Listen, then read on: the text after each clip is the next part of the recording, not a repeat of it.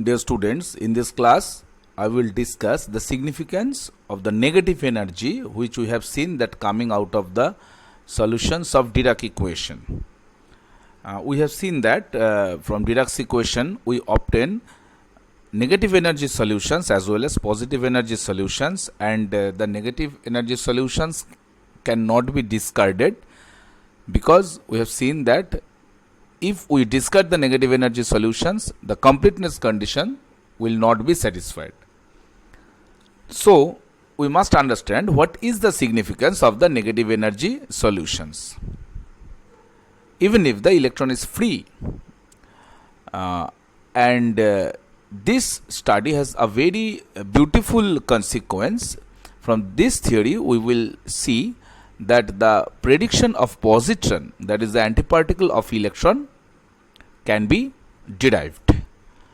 Just we know that from our previous classes that the Dirac equation of the free electron that yields both positive and negative energy solutions, and therefore it is possible, as negative energy is of this kind of expression. In case of P equal to 0, E minus, that is the symbol for negative energy, it equals minus of m square c square. But if you increase P, it the energy becomes more negative, and say with very high value of P, it is possible to formulate a state with say the energy tending to minus infinity. In fact, that means which means a very high energy. Now just imagine if a positive energy electron, it jumps to a negative energy state, and which is always allowed because a system, it has a natural tendency to minimize the energy. So a positive energy electron through the process of spontaneous emission of a photon can jump to a negative energy state. So that photon is it is possible that it may yield an infinite amount of energy, but definitely we see that in nature such things do not happen actually. And we consider another consequence, another situation, that with P equal to 0, an electron, it has a negative rest mass, as we have seen E minus equal to minus m square c to the power 4 whole to the power half equals E minus equals minus mc square. So it shows that it has a negative rest mass because c square cannot be negative, so the rest mass has to be negative. And if you apply a field in that, then force will be exerted along a direction which is opposite to a regular positive energy electron. These are the difficulties which were needed to be addressed. We plot a diagram here. Along this axis, you see energy is increasing, and this is the zero value. This part is the zero value, E equal to 0, and if P equal to 0, you see it is the case here. This state corresponds to P equal to 0 and positive energy, and this one P equal to 0 and negative energy. So you have a gap between these two as 2mc square. It is written here. So it is not possible to have any energy value lying in this region. It is not possible to have any energy value within this region. So this region is named as a forbidden gap. As you see it, I have noted it here. The gap of 2mc square is a forbidden gap. And if, as I told you, it is mentioned here, if one electron jumps from say P equal to 0 state from here to a negative energy P equal to 0 state from here, where 2mc square amount of energy is released, and then subsequently another jump to a lower level, then another jump to another lower level, and so on. It goes to the lowest possible state, that means it reaches to the minus infinite amount of energy, almost tending to that value. This is surely unphysical. It does not happen in nature. It destroys the stability of any matter, of everything. And to avoid this difficulty, we understand that there are difficulties with these negative energy solutions. So there are some provisions so that the difficulties could be avoided. And Dirac made two very important propositions. In fact, it is a discussion. Just we can figure out two important features out of that. He assumed that here all the negative energy states below this one, all the negative energy states below 0, equal to 0. So all the negative energy states are occupied by electrons. No negative energy state is empty or unoccupied. It is the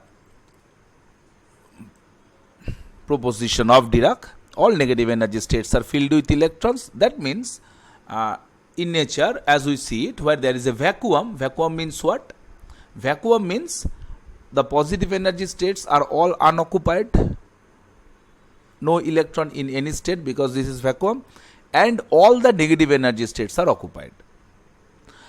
And therefore, infinite number of states are negative energy states are occupied, so all with electrons, so it creates a negative energy C, and definitely it has infinite charge density. So a system with infinite charge density creates another problem, and here is another proposal of Dirac, that is Dirac assumed that the negative energy electrons, in fact all the electrons here in all the states, they do not contribute to the total energy of the system, they do not contribute to the total momentum of the system. These electrons do not contribute or interact to the field or something like that. That means they do not alter the external field, the field of these electrons. If electrons are there, we know that they are charged particles, so they can create a field. As there are infinite number of electrons, so they will create infinite amount of field or something like that. So it was assumed that electrons do not contribute to the external field. That is a very important proposition. And we must know that the electrons are fermions, and they follow Fermi-Dirac statistics, which means in one state there cannot be more than one electron. Either the state will have one electron or no electron, and as all the states are occupied, so no state can occupy more than one electron. All the states are occupied, therefore no state can accommodate any more electron. Therefore it is not possible to get a transition in the negative energy region. So transition of electrons from one negative state to another negative state is restricted because all states are occupied. Now if we consider that a photon is coming out, a photon is incident and is being absorbed by an electron, and if the electron is in the negative energy region, and if the energy of the photon is greater than twice mc square, that means sufficient to overcome this forbidden gap, then it is possible that one electron from the negative region can jump to the positive energy region by absorbing that photon, that amount of energy. So the electron having a negative energy is lifted to a positive energy, and just let us assume that the electron in the negative energy domain, it has the energy of minus me into c square. So what happens to the energy? The Dirac vacuum, which has a negative energy, it gets one electron removed, and that electron has a negative energy. So removal of negative energy definitely means addition of a positive energy. Negative of negative means positive. That means it appears as if one electron with negative energy is removed, means the same amount of energy has been added to the vacuum. Similarly, if we see that in case of charge, that removal of one negative charge means a hole in the vacuum, and this hole must be of positive charge, because from the entire charge of the vacuum, if you remove one negative charge, it means if you are adding one positive charge. And it happens due to the interaction with the photon, and photon itself is charge neutral, so there is no scope of additional charge from outside. Therefore, we see that when an electron is removed from the vacuum, it can be interpreted as a positive charge is added to the vacuum. Vacuum means, as I explained, vacuum means all the negative energies are filled and all the positive energies are unoccupied. It appears like this. Now, as the energy of the negative electron is same as the positive energy of the hole, negative energy electron and the positive energy hole, they have same amount of energy. That means their masses must be equal. You just note it.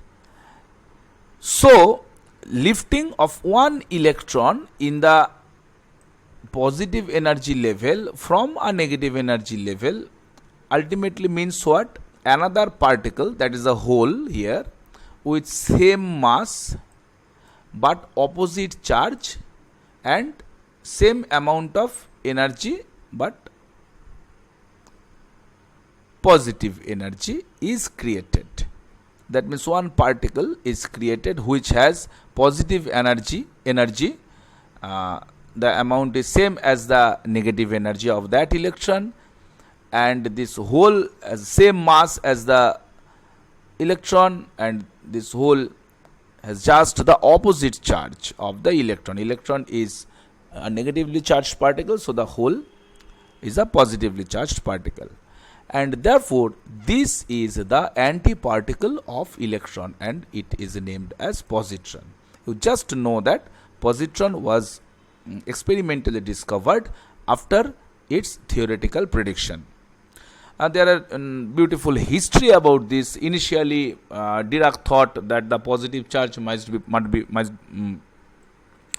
proton, because no other positive charges were known at that time. But the proton would have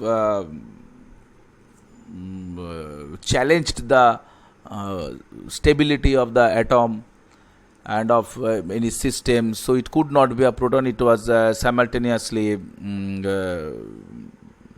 guessed, and so Dirac predicted the some charge which has which is positive, and the mass of it must be equal to electron. And there are several experimental evidences also, but nothing was conclusive. And in 1932, Anderson made the confirmation of the experimental confirmation that there is something which is antiparticle of electron. It's a beautiful history there. In fact, if you are interested, you can just search and try to read the history. So we see that the incident photon, which has an amount of energy greater than twice mc square, creates an electron and positron pair. An electron and positron pair, and you see now the positron has a positive energy, as we see it from here. Positron has a positive energy, and the electron is also promoted to the positive energy domain. So the electron also has a positive energy, so both of them are observable. So H nu equals electron plus positron, and this phenomena is known as pair production. Later it was seen that pair production can happen in case of many particle antiparticle pair, not only electron and positron. And we just note that a photon is a spin zero particle. It follows the Bohr statistics, whereas electrons and positrons, they follow Fermi-Dirac statistics. So before disintegration, the spin angular momentum of the photon is 0, whereas the spin angular momentum of the electron and the positron must be in total 0. Therefore, if one electron has a spin up, then the other one, if the electron is spin up, then the positron must be spin down, or it is the other way down. If the electron is spin down, then the positron must be the spin up, so that the total spin angular momentum is 0 before disintegration and after disintegration. That means before pair production and after pair production. And we now just want to see that if this phenomena is compatible with the Dirac equation, that means whether positrons satisfy Dirac equation or not, and we can, in a very interesting way, we can develop it from the Dirac equation itself. Our Dirac equation is, if you can remember, H psi equals C psi, means C alpha dot P plus beta mc square to psi equals I H cross del psi del T. I have not written the first form here, but the next form is written because we are considering an interaction with a photon. So in presence of an electromagnetic field, the momentum vector is transformed like this: P transformed to P minus E A by C. Here A is the vector potential, and the energy E transforms as E minus E phi, where phi is the scalar potential, and E transforms is the, in operator form, is I H car del del T, and P will also be written in terms of I minus I H car grad. So our Dirac equation becomes like this. This is the Dirac equation written. Now just for simplicity, we consider A and phi to be time independent and a real quantity, and we just use the method of separation of variable for psi rt and write psi as a function of position and a function of time. And now by operating del del T on psi, we just obtain E, and hence we write equation 1 as E into UR. Just this expression, you write it down. This is a very simple thing. And now we see that psi, or in case U here, both can yield, U and psi, they can yield both negative and positive energy solutions. But we have to look at the negative energy solutions. And so we assume E to be negative. That means we use E equals minus, say, this is also E. This is a curly E kind of. So this is a negative thing. This E is a negative, and therefore this curly E is positive. It is greater than 0. So we consider a negative energy solution here. And alpha or beta are so chosen that alphas are real and beta is a purely imaginary, and it is possible to write. I have given one example of set of alpha beta here, the alpha 1, alpha x, alpha y, alpha z, and beta. You see sigma x are Pauli spin matrices, x component Pauli spin matrix, the sigma x, and these are sigma z matrices. Both of them are real. If you can remember that sigma y, the Pauli spin matrix, that is that contains imaginary components, and so the sigma y matrix is not considered here directly. But in our case, we consider beta as a purely imaginary. We have taken this expression before when we studied the forms of alpha and beta matrices. So, if it is so, if we use the complex conjugate term, not the dagger, mind it, not alpha x dagger, but alpha x star, just use the complex conjugates, then we see that alpha star equal to alpha and beta star equal to minus beta. Just note that if you wish to use beta dagger, it will be beta, but beta star is minus beta. We just take the complex conjugate, not the transjugate, not the dagger. So now we just replace all the things in this equation 2 and take the rather we take the use the complex conjugates of all the quantities in equation 2. So our equation becomes this one. The writing is a bit clumsy here. I wanted to put things in the same place, so just be careful and you can see everything. So this E has been written as minus E. The complex conjugate of U is U star. Now I write alpha star in place of alpha. I write alpha star in place of alpha, and I write, you see, minus I is replaced as plus I here, minus I replaced as plus I here, you can check. And as we said, A is real quantity, A and phi to be real, so no change in A and phi whatsoever.